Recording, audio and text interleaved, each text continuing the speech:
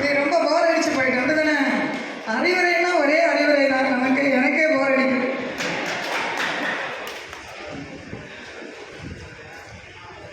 நான் ஒரு 2 லைன் மட்டும் நம்ம சொல்லலைன்னா நல்லா இல்லைல்ல, அதுக்காக சொல்கிறேன்.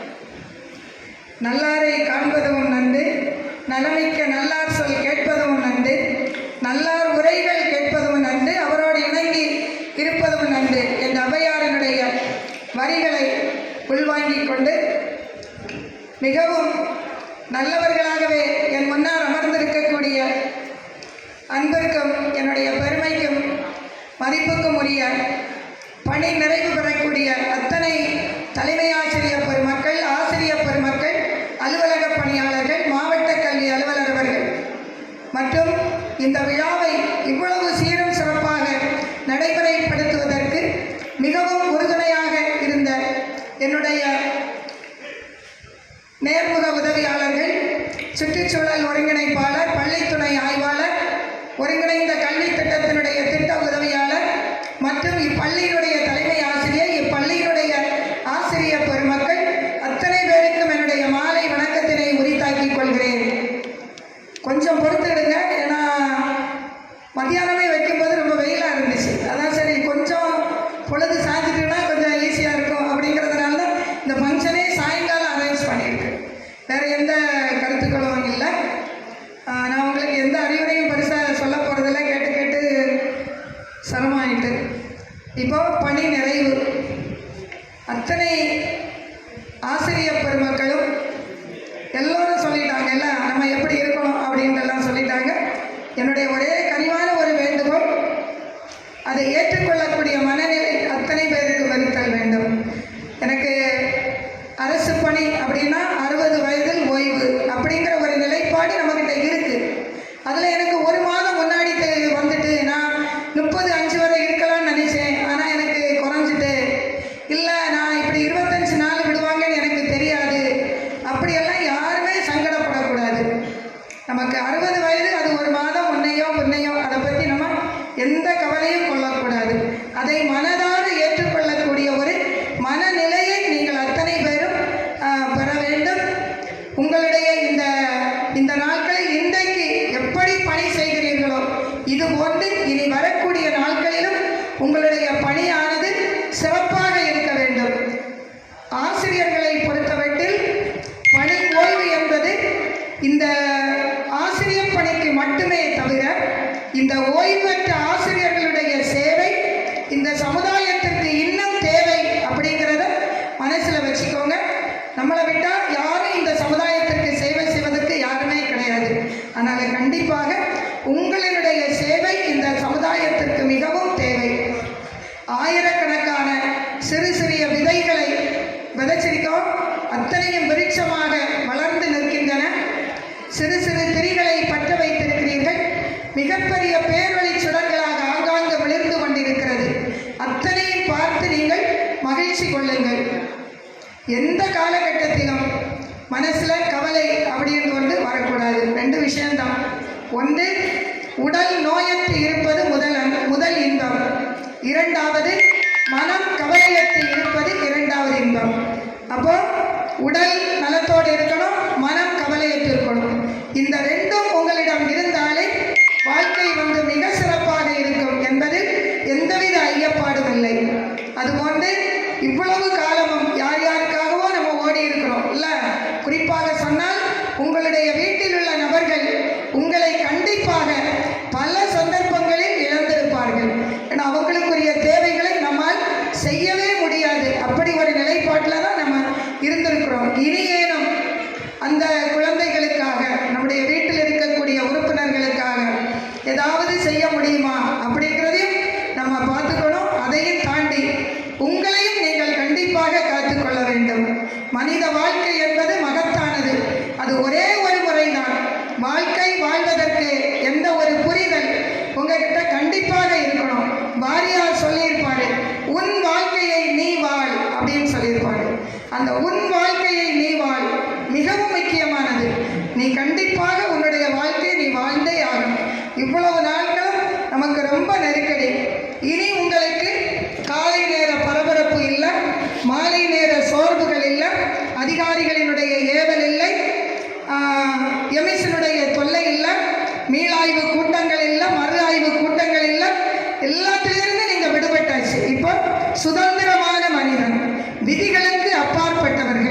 நீங்கள் என்ன நினைக்கிறீங்களோ அதை உங்களால் கண்டிப்பாக என்ன செய்ய முடியும்.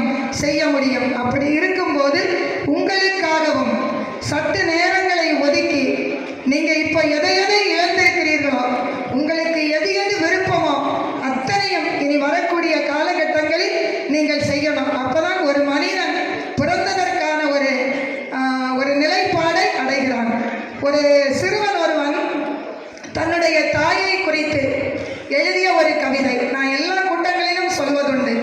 அந்த சிறுவன் எழுதியது, குளிர் காய சுள்ளி பொறுக்க சென்றாய், குளிர் காய்வதிலேயே உன் ஆயுள் காலம் தொலைந்து கொண்டிருந்தது, நீயோ குளிர் காயவே இல்லை. எவ்வளவு அழகான வரிகள் பாருங்க.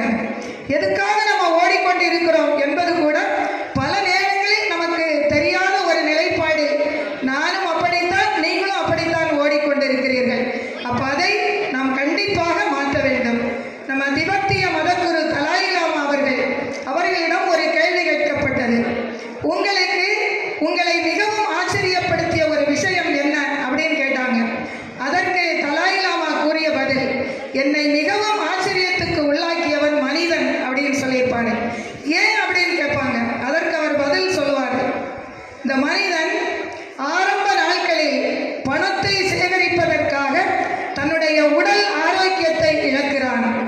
அவனுடைய பிற்பகுதியில் இழந்த ஆரோக்கியத்தை மீண்டும் பெறுவதற்காக தான் கஷ்டப்பட்டு சம்பாதித்த அந்த பணத்தை இழக்கிறான். இதில் என்ன விந்தை இருக்கிறது என்று எனக்கு தெரியவில்லை, இந்த மனிதனை புரிந்து கொள்ளவே முடியவில்லை என்று குறிப்பிட்டிருப்பார். உண்மையிலே அது 100க்கு 100 உண்மை. இந்த 30 ஆண்டுகள், கிட்டத்தட்ட 60 ஆண்டுகள் நம்முடைய உடல் நலனை பற்றி நமக்கு கவலை கொள்வதற்கு நேரமே கிடையாது. அவ்வளோதான், ஓடணும், சம்பாதிச்சோம், எதையோ வாங்கிட்டோம், அவ்வளோதான். ஆனால் இனி வரக்கூடிய நாட்களில் பலருக்கும் பல தேவைகள் ஏற்படுகிறது. அப்போ நம்ம என்ன பண்ணுறோம், அப்பையும் பிள்ளைக்கு தேவை, அதுக்கு தேவை அப்படின்ட்டு நம்ம ஒரு லைனில் ஓடிக்கிட்டே தான் இருக்கிறோம். அப்போது இனியேனும் நீங்கள் விடுபட்ட நிறைய கோயில்களுக்கு போகணும்னு ஆசை இருக்கும், நிறைய திருமண விழாக்களுக்கு, உறவினர்களுடைய வீடுகளுக்கு, நோயாளிகளை சந்திப்பதற்கு நிறைய வேலைகள் நம்ம இன்னும் செய்யாத நிலையில் இருப்போம். அத்தனையும் நீங்கள் என்ன செஞ்சு கொள்ளலாம், இந்த காலங்களில் நீங்கள் செய்யணும். எப்படினாலும் நம்ம என்ன செய்யணும், ஓடிட்டே தான் இருக்கணும், அவ்வளோதான். கூலிச்சு பேகர் சொல்லியிருப்பாரு, அருவி போல விழுந்து கொண்டே இருங்கள், காட்டாறு போல ஓடிக்கொண்டே இருங்கள், தேங்கி நின்றால் நாற்றம் அடைவீர்கள் என்று குறிப்பிட்டிருப்பார். தேங்கியே நிற்கக்கூடாது, அவ்வளோதான். பறக்க முடிஞ்சா பறங்க, இல்லை ஓட முடிஞ்சாச்சுன்னா ஓடிக்கலாம். ஓடவும் முடியல அப்படின்னா நம்ம நடக்கவும் முடியல அப்படின்னாலும் தவழ்ந்துக்கலாம். ஆனால் எப்படினாலும் சரி, இயங்கிக் கொண்டே இருக்க வேண்டும். அது மட்டும்தான் மிக முக்கியமானது. அதனால் இந்த இயக்கம் உங்களிடம் எப்போதும் இருக்க வேண்டும். உங்களுக்கு பிடித்த துறைகளை எல்லாரும் நிறைய சொல்லிட்டாங்க, அதனால் நான் சொல்லலை.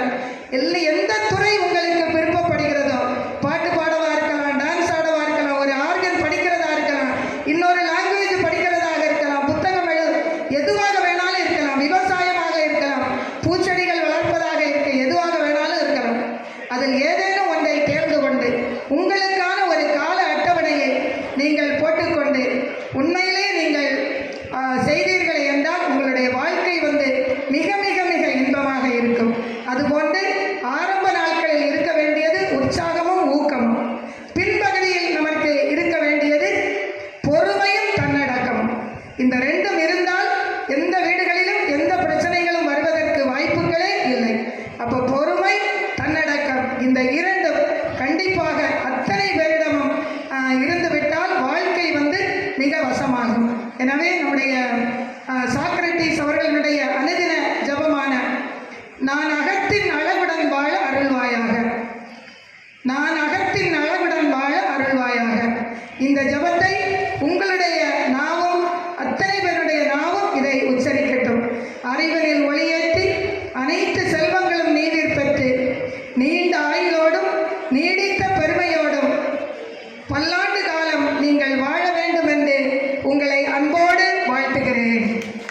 உங்களுடைய பணி நிறைவு காலமானது வசந்த காலமாக இருக்க மனம் நிறைந்த வாழ்த்துக்களோடு இறை அருளை வேண்டுகிறேன். உங்களுடைய நினைவில் நிற்கும்படியாக உண்ணும் உணவிலும் எண்ணும் கலப்பட